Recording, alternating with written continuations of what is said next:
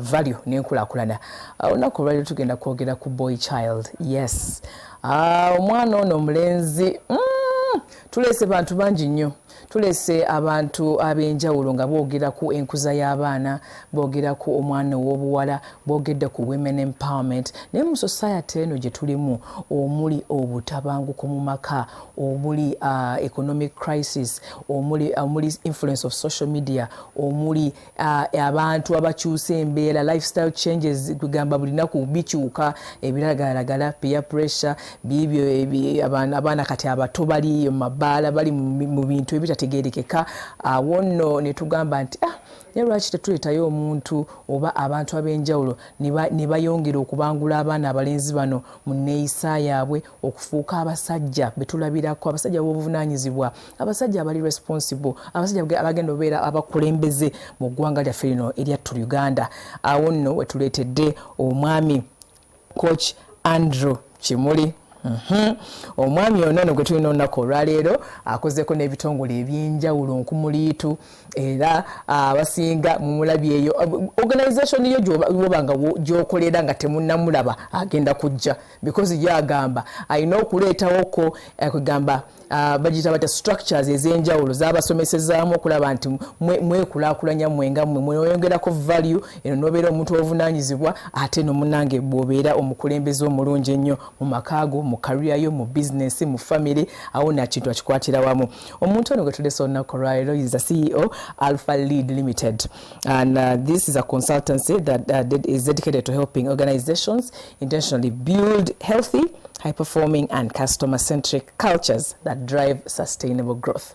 I want to know we're going to kwatira olunaku olwaleero ayogere ku boy child. He's very passionate about the boy child, and we're going to see how he's helping and how he's influencing behavior change in these young people. Bakasawanya nange Stella Nante. Mwasuze.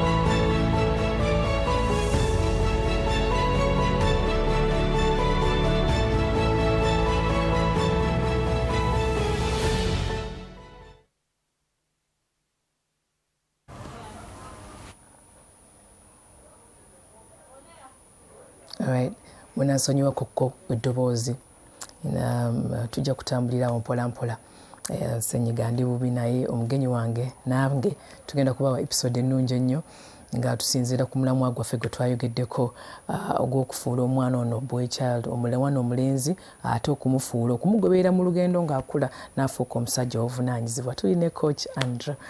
Coach Andrew, tukwaniriza nnyo ku Mwasuze Mutya. Nsaba obuuze ku bantu baffe abatulaba.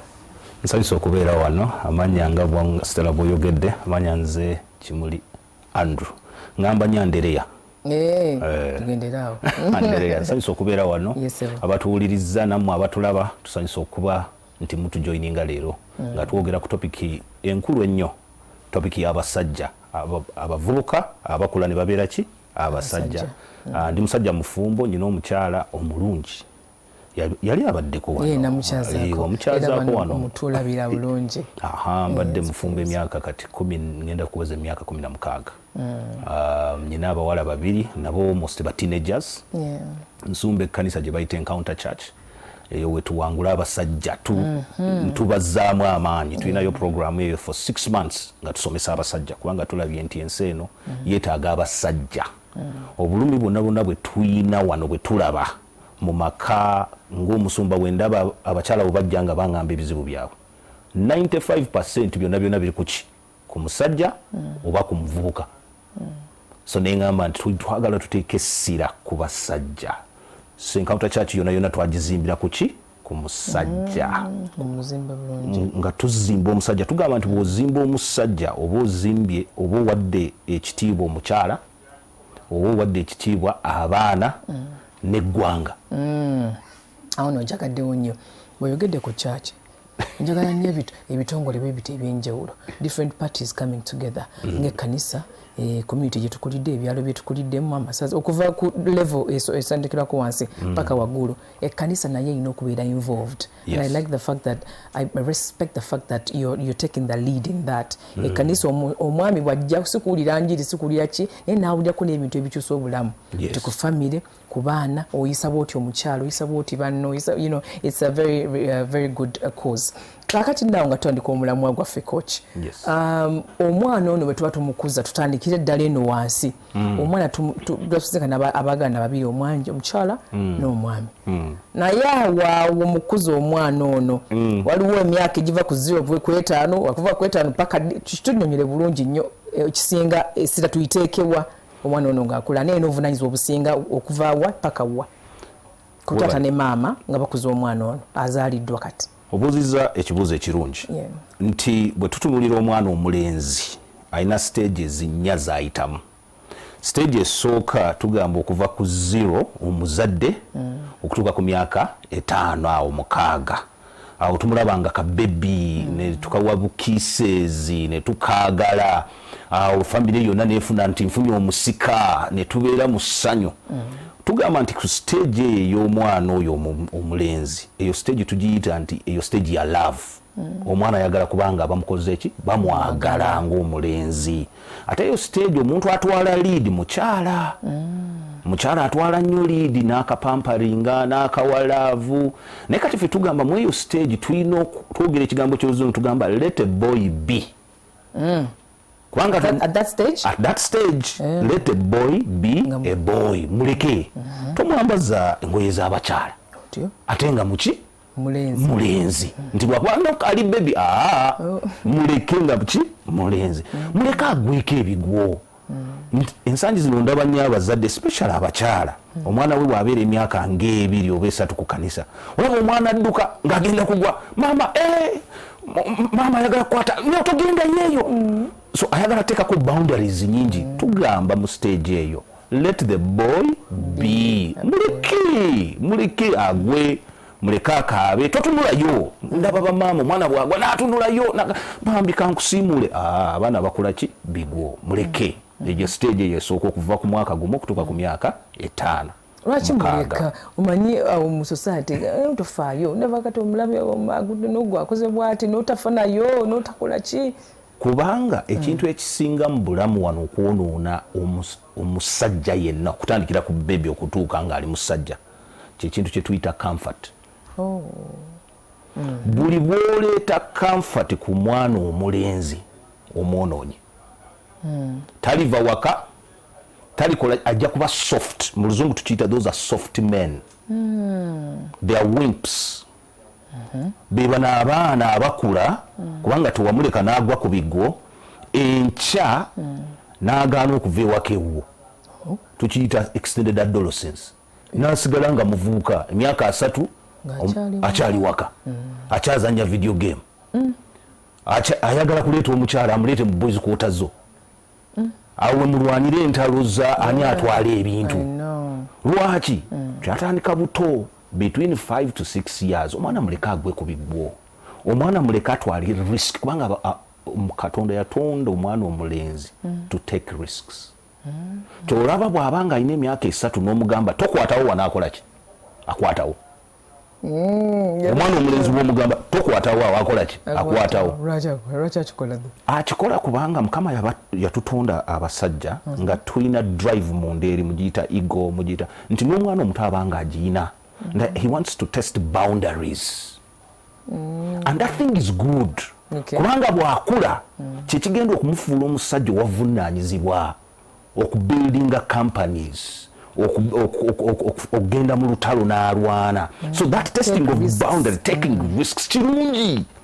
Nze bwe nali muto nyava ku muti waggulu n'engwa nga ndi mu kyalo nga nina omuti kujjayo emiyembe ne mpulira maama ajja nengezaako okuvayo n'engwa ebigwo. And it is a good thing.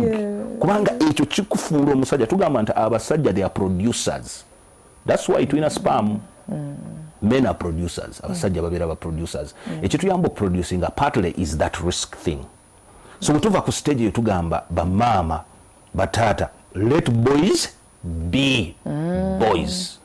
tomugulira toy bidole eyo stage muwe bimotoka oba wakagireta mpulira nyo bamama nga bagamba gali nyagiguze leero nakubiri nga kivuddeko ayagala kirala oba kyonoonye that is okay kyayina okukola because lwaki tobeera nga sister wo talina kubanga sister wo eyo ye stage esooka stage eyokubiri nga tunagenda ku stage eyokubiri coach njagadde nnyo ekintu kyoleese abaana ne baba bakula mune tubeera in loving them ate tubabeera tubalimiting okukola ebintu ebimu okwezuula bo nga bye baagala and everything waliwo omwana gwe nakyaza wano omwana oyo talaba naye omwana oyo maama yaliwo naye ku show n'atugamba nti nno okuva omwana we namuzaala later on finding out nti n'omuzibe baganda balaba bulungi nnyo omwana ono tewali kye bamuginya bakita kuginya nti if at all tugenda kwoza bintu nona alina okwoza babaka kufumba mmere naye agenda kufumba like all the responsibilities were equally shared and guess what that boy is amazing coach like he can do anything tebamutambuza mbugenda so okwetambuza nava nagenda nakola buli kimu akyekolera so I like what you have said olaba ekyo bakikola okuva buto nti let's allow him okwata nti waba waliwo boundaries azikwateko waba waliwo omuliro gumwokyeko waba waliwo kino akikole kubanga ate we are preparing him for the future kubanga ensi bwetyo ensi ejja kwokya omulenzi okusinga omuwala ejja kumwokya so tuva ku stage ne tudda ku stage eyokubiri stage eyokubiri ebe ku 7 up to around 17 those are 10 years we say it's a boy stage kubanga wali abadde baby mwana kati is a boy eyo stage bwobanga olina omulenzi eyo ojja kulaba nti bwa clocking around 7 atandika okubeera a bit rebellious omugambako n'agaana oba ogezaako okumukuba alina anger issues n'atandika oboyogera naye n'atunula eri kati atandise okukula okubeera as a boy eyo stage maama atwala back seat abeerako driver taata n'atwala ki driver's seat eyo stage eri very critical abazungu bagiyita adolescent stage kubanga akula bintu bingi ebigenda okubeerawo mu bulamu bw'omuvubuka oyo bw'omwana oyo the boy naye tabitegeera tamanyi lwaki naawe alina anga tamanyi lwaki ali aggressive nti omusanga ne sister we nga balwana omusanga n'abaana ku ssomero nga balwana that's not a bad thing eyo stage gyayitamu kati eyo stage taata obuzibu bwe tulina nti katwagala taata atwale ki lead obuzibu bwe tulina nti bataata tebakyaliwa waka so bambi ne tuliko obuvunaanyizibwa bwani wa maama kati fe abasomesa abasajja tugamba it takes a man to build a man it takes a man to build a boy so lwesanga nti kati maama ali mu situation tamanyi kyakukola kubanga akyayagala kulavinga mom's love naye ate yo stage si ya love kati yakulaga nsi kati eyo stage tugiyita it's a stage of command or instructions awo taata watandika okuinstructing omwana omulenzi nekyokulabirako so natandika omuinstructinga mu areas nnya area esooka in his body changes namugamba nti by the way kati muvubuka gwe ojja kuwunya so naaba teriiza obuliri bwo guno omubiri gwo mukama agukuwadde gutandise okubeerako mu maso otandise okubeera n'amaanyi agasinga sister wo amaanyi ago si gakukuba ki muganda wo gakumuprotectinga agamaanyi tugamba nti mukama yagakuwadde gwe 7 year old 10 year old okubeera a warrior but atandise okuzimbanga warrior spirit kitegeeza ati ekyo nti kati oyo omwana agenda kukula abeere nga you fight for what matters most batandikira ku myaka eyo 7-8 sitela obuzibu bwenyina kati osanga omwana w'emyaka 8-10 ng'akuba maama we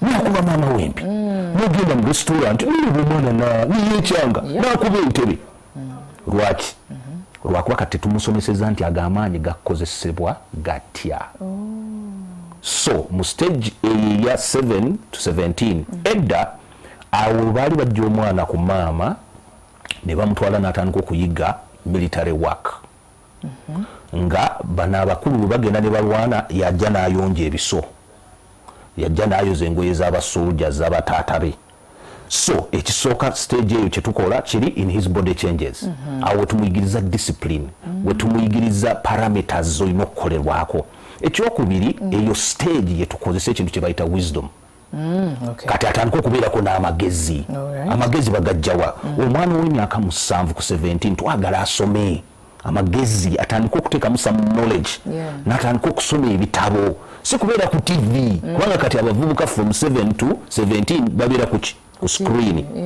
awo akwata akatabo n'akola ki n'akasoma kubanga twagala atandika okufuna ku magezi ekyoku ataaga amagezi galina ekintu kye galeeta you have to distinguish between what is right and what is wrong awo agafunira awo atandika okusoma obutabo buno obwaba heroes nti Superman Batman natandika okusoma ku bakabalegas kabaka Mutesa natandika okusoma ku bantu bw'abatyo eyo ye stage then nagenda ku kyokusatu awo mu stage eyo tukyali mu stage eyo netugamba nti kati awo relationships netutandika okumuwangula mu bintu bya relationship nti bw'obeera 7 to 17 how does it mean to respect elders nti Stella bw'ajja ewaka look them in the eye mugambe tusanyusa okukulaba ssebo tusanyusa okukulaba nyabo awo tutandika mubuuze bulungi that is the 7 to 17 babuuza batya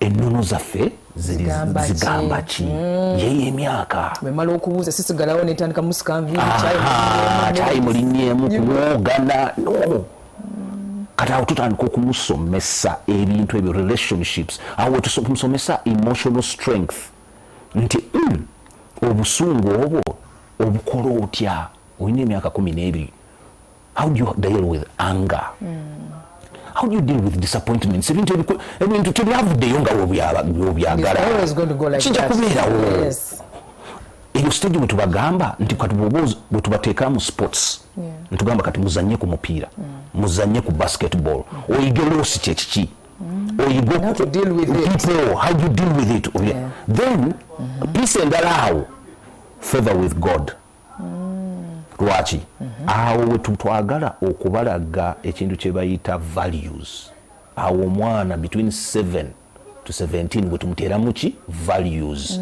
ennono ebintu bya trustworthy honesty faithful tosobola kusomesa musajja faithfulness nga alina emyaka 3 ekyo tojja kikola ajja kugamba gwani okumusomesa obisomesa kati ani atwala liidi taata oyogedde ku kyo omwami kangeze emyaka 35 or something ng'oyagala omuyigiriza katuddeyo kakati munange omukyalo omukwata bwoti munange family munange okuseeme munange obulamu bw'ensi buno obulaba munange you know waliwo emyaka omwana ono my dad used to say nga you can pour into that child and that stage ebeera enywa bunywi exactly enywa bunywi gwe kyomuteekamu era bwakulaba ng'ojjayo omwenge n'omufunafukawe n'onywa agamba eki ekyo kale naye anywa because they're absorbing everything they see and they take in. So oyogedde ekintu ky'amaanyi ekyo absorbing awe tuba tu instructing oba we are commanding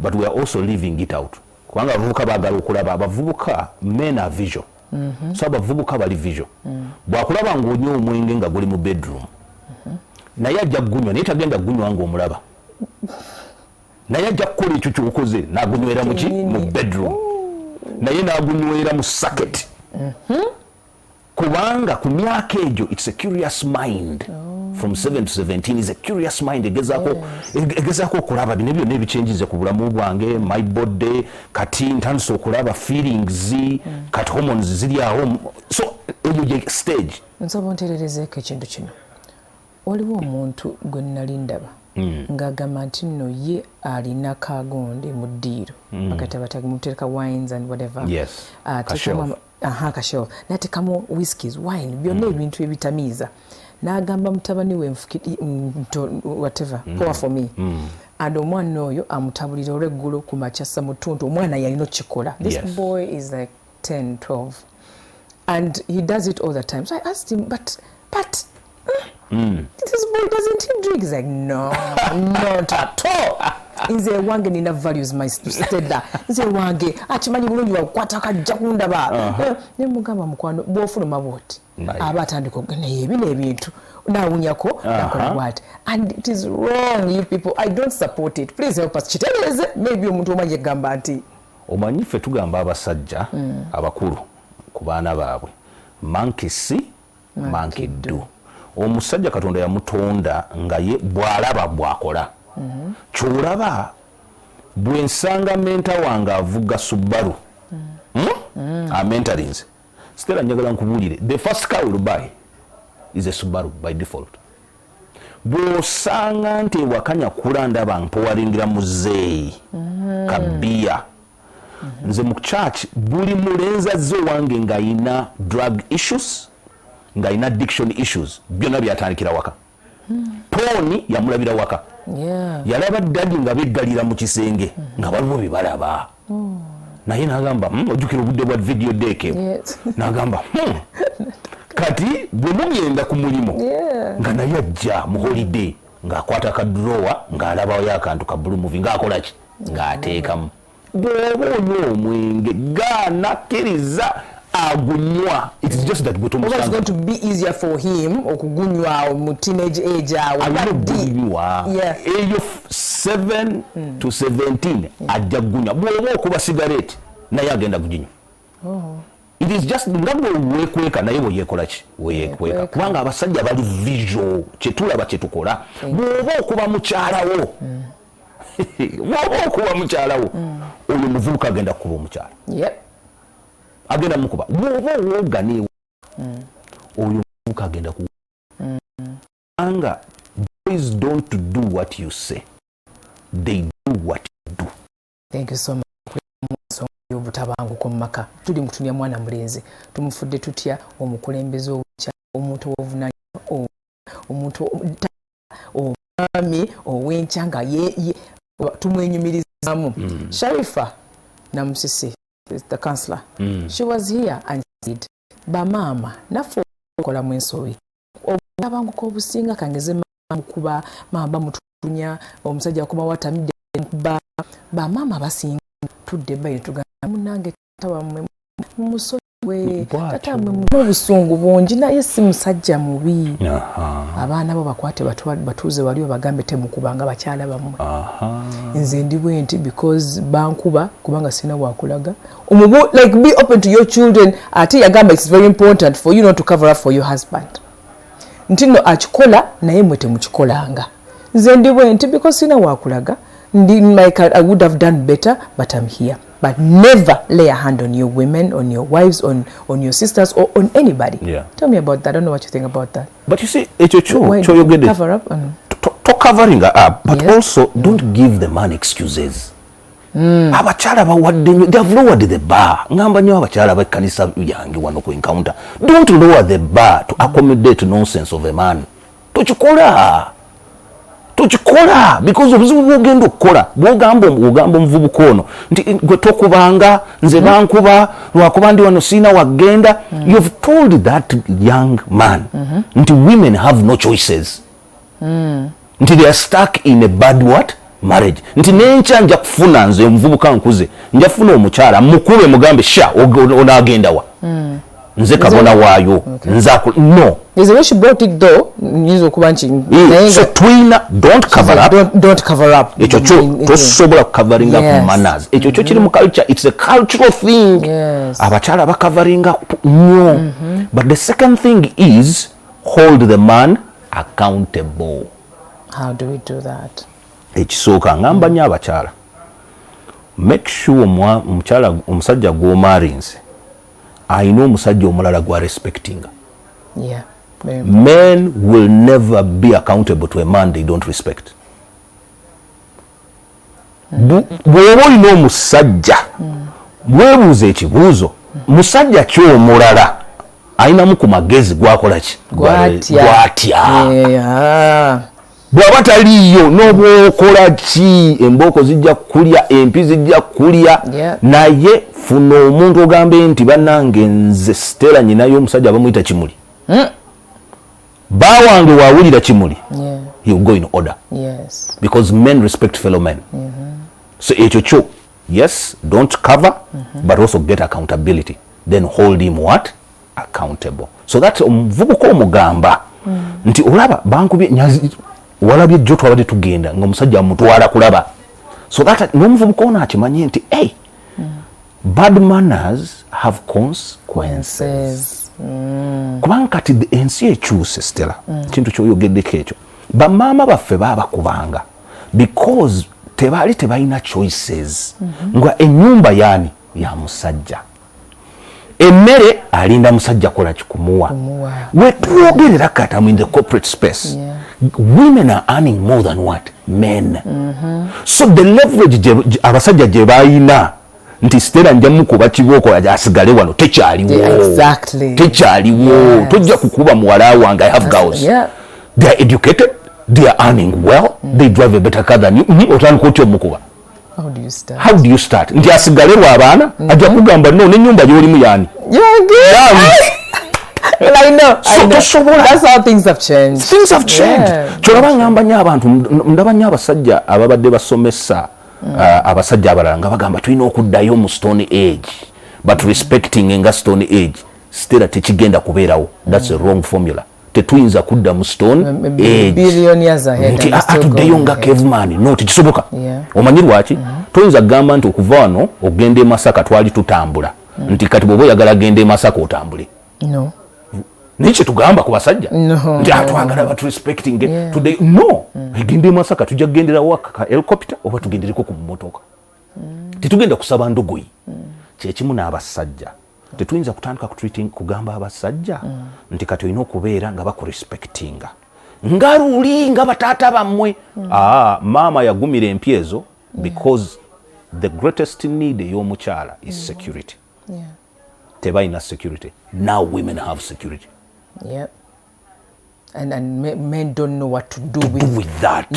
To do with that. Of course, right now tukyagenda maaso. Tuyina amasimu agagenda okujja in our next segment, but even before we go in a break, we would like to discuss twagala twandyetaaza okwogera ku sex education, and I know it's very important ku 10 to 17. I don't know whose responsibility that is, and of course these days okutula n'omwana mwogera ebintu ebyo n'omuyigiriza nti nino tebakola we bati okola bwoti bw'okola bwoti kino ekivaamu. People don't know. These kids learn from the social media. They learn from their fellow friends. They learn through experimenting, which is becoming dangerous. I want us to take a short break, and when we come back, Coach Andrew is going to be telling us more about that. Tova.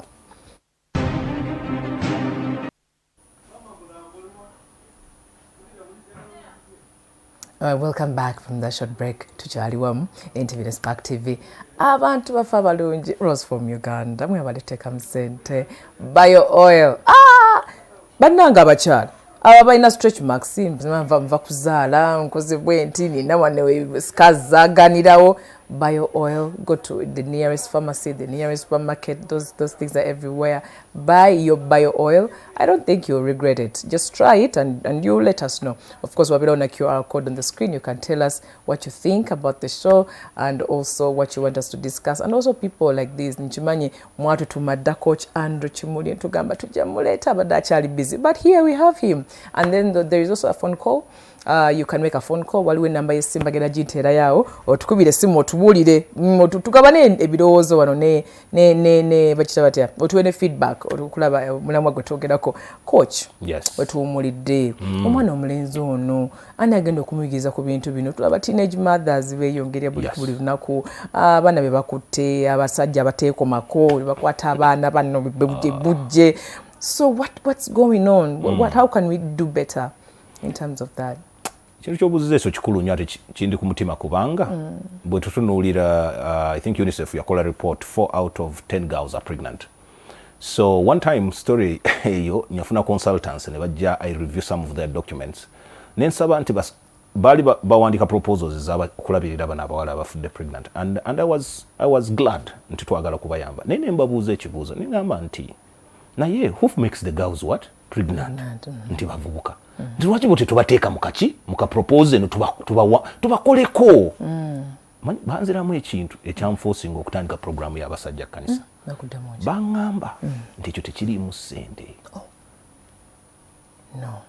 ssente ziri mu bakyala kati tukoze tutya ekisooka leero kyokoze Stella ne NTV leero kikulu nnyo because change starts from a place of awareness okwogera ku kintu kino kati omuntu watandika okugamba by the way ebintu bino tubyogereko kubanga society yaffe twagala nnyo okweka ebintu omuwala afuuse pregnant no defending omuvubuka twagala nnyo okubikweka so kino kye tukola already is a step ahead nti tukyogeddeko ekyokubiri kye tulina okukola tulina okuggyawo stigma eri ku sexuality ebintu bya sex in fact nakati bwe twogera ku sex abaliwo abaviewers bagala kujjako remote but we are sexual beings.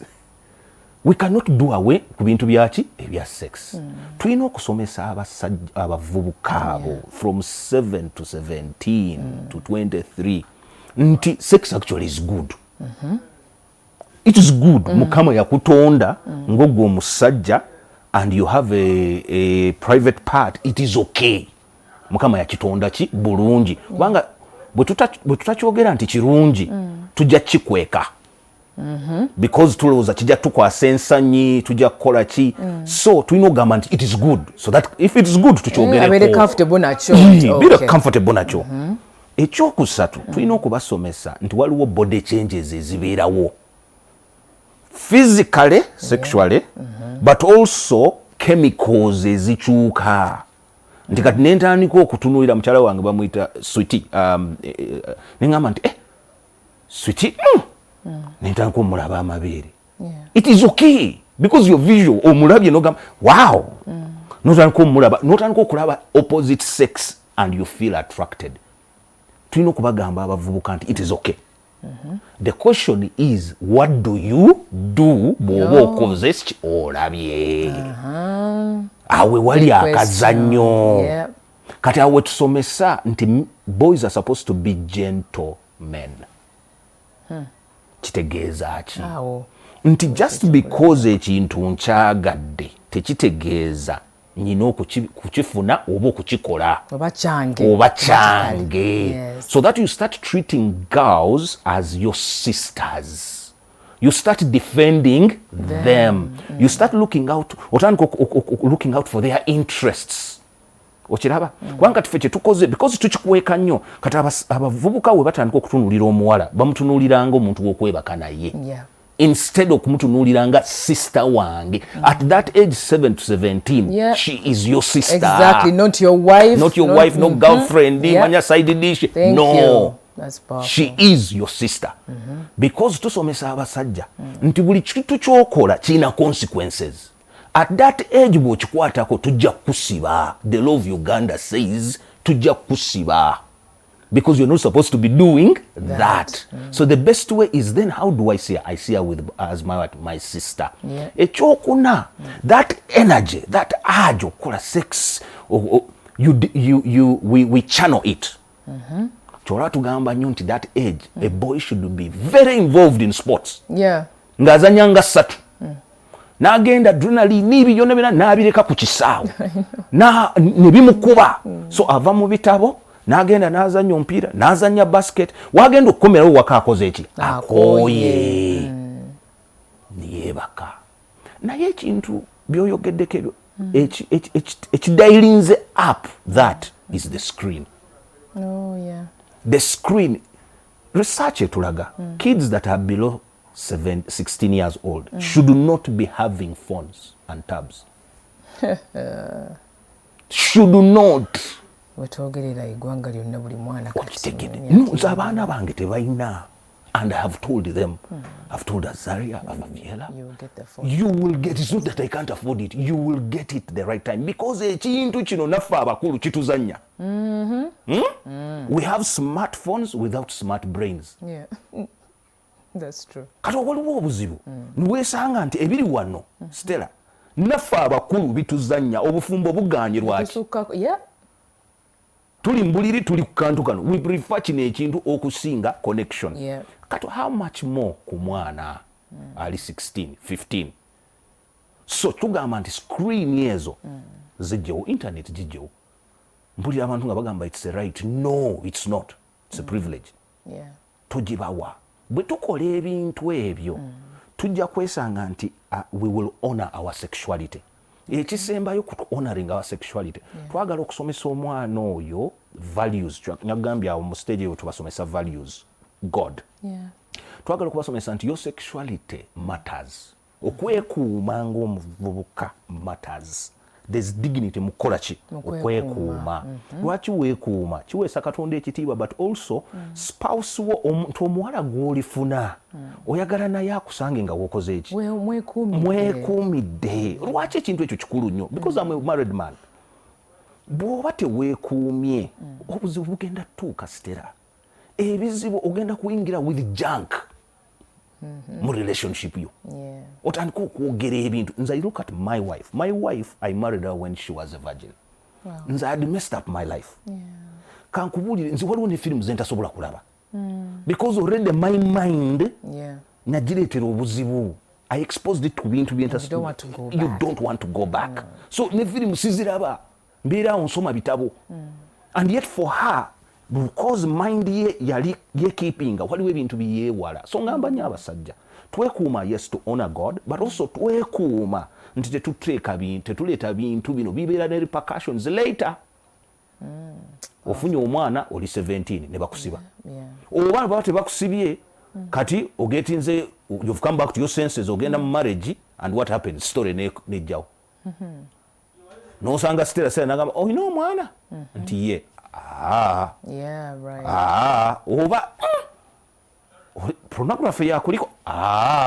So you realize nti ebintu bye wakola ng'oli 14, consequences are showing up when later. So I believe if we do that, we will be able tujja kubanga tuyamba abasajja n'abavubuka. Nagadde nnyo watubuuliddeko stage ezasoose wali nga mulimu instruction, mulimu nurturing wali 0 to 5 ne mbeeramu awo instructions awo omwana n'omugamba kino kye kino okukolebwa in this house, these are the rules, you do either do or you know. Wane naawo mututuuka awo instructions zigenda zigendeera nga tutandika kati okuteesa. Tutandika okuteesa n'abaana bafaawo. Kati bwe tutandika ku 18 to around 23 tuva mu instructions ne tutandika okuteesa ne tutandika tutuyita you guide. Lwaki eyo critical stage tugiyita omuvubuka ayina okuaninga respect ewaka ne society. Awo atandika okwezuula nti I need to earn respect from people.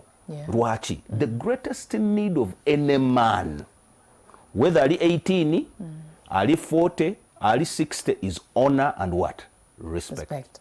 And honor and respect is earned. Love is given. Honor and respect is earned. Oyina okugi-earninga. So bw'aba atandika okubeera 18, 19, 20, my role ng'abazadde is to guide him. Honor and respect ogi-earninga otya. Ne tugamba okay, ekisooka beera musajja wa kigambo kyo. You're 18. Bw'ogamba nti I'm coming back home from school at this time. Do it. Do it. Yep. Because tusomesa a man is as good as his word. Men, we don't sign contracts. Okay. Nga tusimbawo akati katono nnyo. Njagala omuntu atulaba right now onomuzadde atudde n'omuvubukaawo oba atudde ne taata nga mwagala okukyusa mu nkola gye mukolamu ebintu. Omwana ono kasita atuuka mu myaka egyo tokyatandika temuboggolera gy'okumumuboggolera gyakoma okukaluba because kati amaanyi balina mangi ebigenda maaso omubiri gyawe mingi. Tufune ku simu. Kale tufunye ku simu. Hello. Nkuba ku NTV live.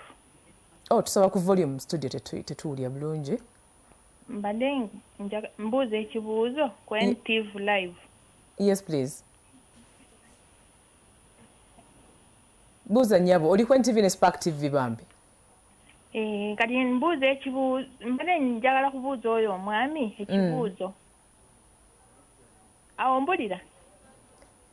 Okay, ka volume batugere ku studio sound. Okay? Obadde obuuza nnyabo? Yes. Mbadde njagala obuyambi bw'oyo omwami. Yes, nnyabo. Nsobola ku namba ye y'essimu? Yeah. Nsobola gifuna? yennyabo osobola ogifuna tugenda kugigugabira nga program eri mukugwa. Thank you so much. All right. Nabambi ndooza alina abaana bayagala okutereeza. Okay. So kale bwe tugamba nti ayina earning a respect ntugamba be a man of your word. Ekyokubiri, earning your respect is otandika okubeera a sacrificial man ku 17-18. Nti bwe mba ntandise bwe nkolayo omutwalo sigenda guteeka ku video games. Simbe wakati katono. Hello?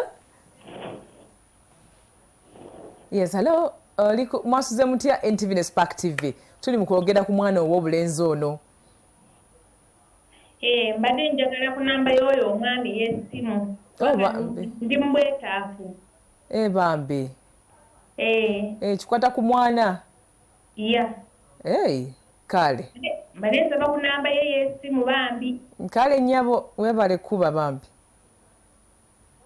Okay, kale. So netugamba nti awo omusajja omuvubuka omuto 18, 19, 20 ayiga kibayita sacrifice.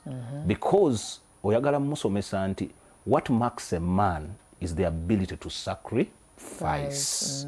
Nti nkozi oyo omutwalo but nja kukwatako 5 ngulire sister wange wewaka something.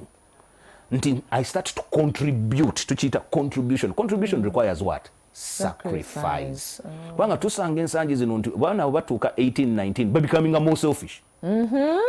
Yeah. They're more selfish. They're inward looking. Withdrawn. Bali mu mudu zaabwe bakola byabwe. Wano woovaayo n'ogamba nti daddy is a motoka biki bindekere nja kukola ki? Nja byoza. Nti tokyaleeta muntu aslashing ewaka. Nja kikola. Nti basista bange nja badroppinga kuki ku ssomero. Nekyo wakimuyigiriza. Watandika mu 17 mu 12 watandika kati atandika okubiteeka muki mu nkola. Ate ku stage eno we wajira consequences ez'amaanyi. Tugenda kweyongerayo katono nnyo. Hello? Yes, hello. Yes, sebo. Webale kweyo NTV ne Spark TV. Yes, yes, sebo. Yes, sebo. Yes, Musumba Andy tukula Kale sebo. Tuli namagoma wano. Webale nnyo olwa program. But I think that information is so good. Singa ofuna ekifo kyongera ku masomero gaffe. Amasomero gatunondaga eyinga abaana bayise ebigezo bakifaka information. Maybe mu masomero tebiizo. Ate amasomero gasinga okuba n'obudde okunene obw'abaana. Kati twetaaga nnyo ng'abaza ati tubeetu nakyo kiteebwe ku kalikiramu y'amasomero. Responsibility all schools are after making sure that these boys get to pass their exams. Right. And 2, yes, as a nation we've neglected the boys out and Sumbawagambi. Yeah. Yeah.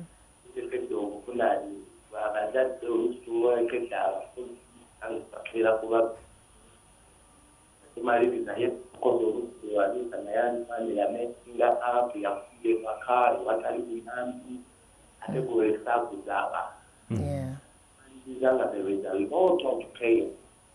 Amani agateredwa girl child. And you know to sing up for each other. You know to form omulengo na mensia fulam. I think let it be our collective responsibility and we take this message. Yeah.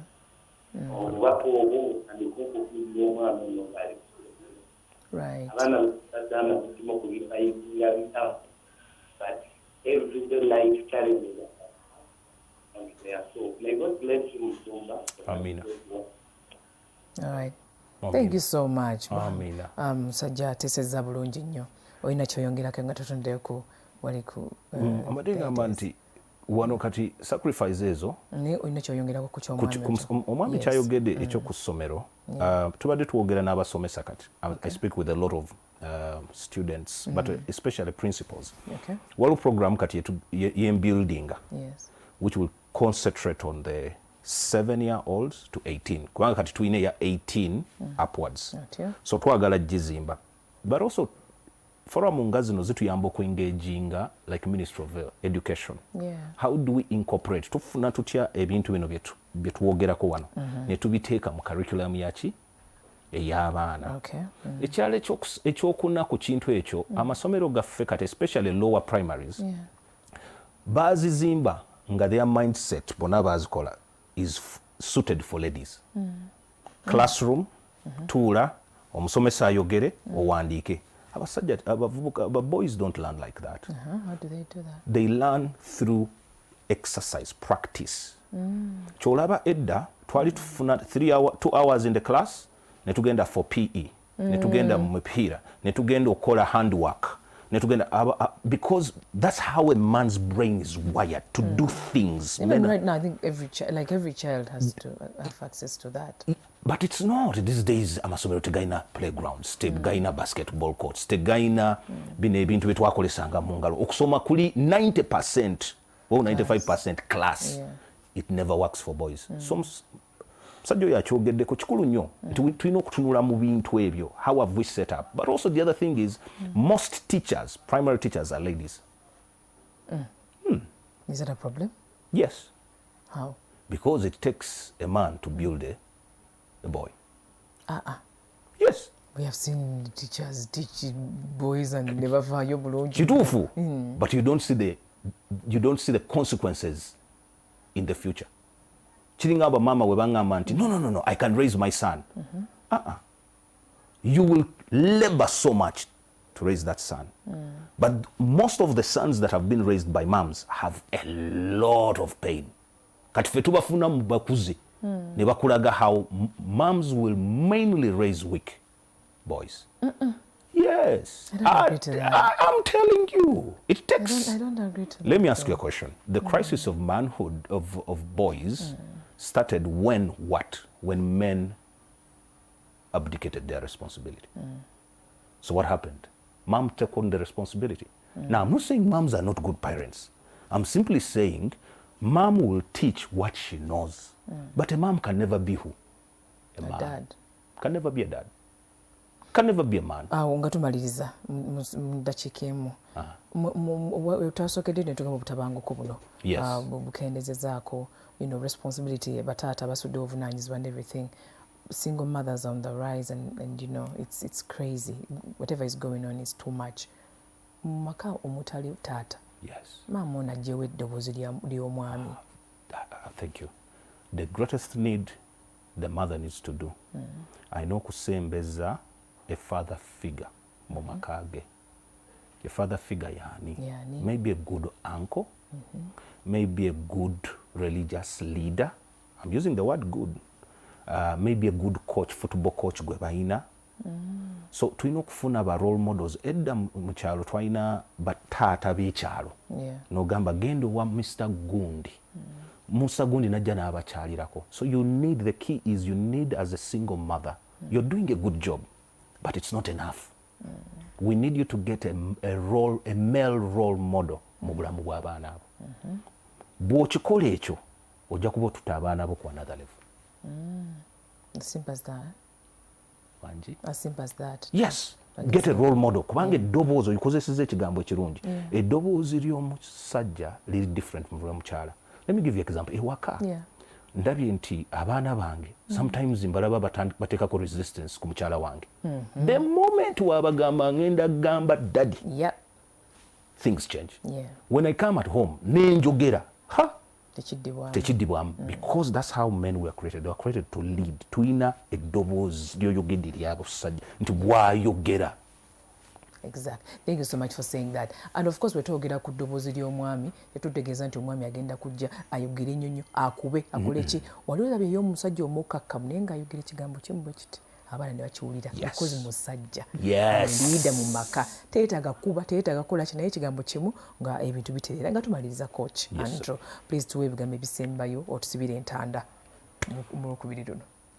Nagala kubeebaza mwebale ku tuninga in mwebale kutulaba nagala kubakubiriza ekintu kino nti abavubuka tebamala gakula nti ekyo ekintu kye twakkiriza nti they will just grow up, boys will just grow up, si kituufu. Abavubuka beetaaga okuza ekintu kyonna ky'otakuza kifuuka wild. wilderness yetulaba lwakuba tetukuzizza tutandika okukuza abavubuka bafuuke abasajja betweyimirizaamu tunakikola tutya program weziti tufune ba mentors tufube tulabe nti tukuzizza abaana kubanga abaana bafe abavubuka abo they carry our seed and they carry our legacy nti ku ntaana yo ng'ogenda kufa ekintu ekigenda okukuluma nnyo si business deal gye waluzinga naye abavubuka bewaleka so tubakuze. Yes, thank you so much. Waliwo yagamba your legacy is in the children you've raised, how you've raised them. Yes. That's true? Yes. Okay. Abasabye number, maybe a church or something, I don't know. Bayinza ogenda ku encounterchurchuganda.ug.com ku website eyo waliko yes. encounterchurchug.com. Okay. Ojja kusangayo email address, ojja kusangayo essimu eyo yoyinza okuba biri ku website eyo encounterchurchug.org. Okay. Twebaza abantu nga Coach Andrew Kimuli abavuddeyo ne bagamba nti tetugenda kwetuulako. As women are being empowered, we also need to empower the boy child because abaana abantu ba raising, of course, to be with the male figures that we are going to raise today. Abaana bafuke bovunanyizibwa. Kwebaza nnyo okubeera part of the program. Nawe Rose from Uganda. Yitirako wali ku nearest distributor point. Ogula omufaliso gwa Rose from Banangi. Yeyo ensi y'ebirooto ebirungi yokka gyosobola okufunirako omudde bulungi nnyo n'okira n'ogenda ku mulimu bulungi nnyo ng'owulira oli energized bulungi weefuna omufaliso gwa Rose from Uganda. N'abaana b'abantu bagenda kudda genda mu masomero. The kids are joining senior one very soon. Abagenda mu Kiba abagenda kusoma bagenda but mwerabira kufuna omufaliso gwa Rose from Uganda. Bio oil. Abakyala kati obeera olubuto era osigawo ka bio oil akatonotono stretch marks ezo scars ezikuluddeko. You can get yourself by bio oil. Olabe nti okendeza ku bizibu ebiza stretch marks and all those scars. Kale bagala nnyo mukama bankuumi esikonze zika Sharon in the control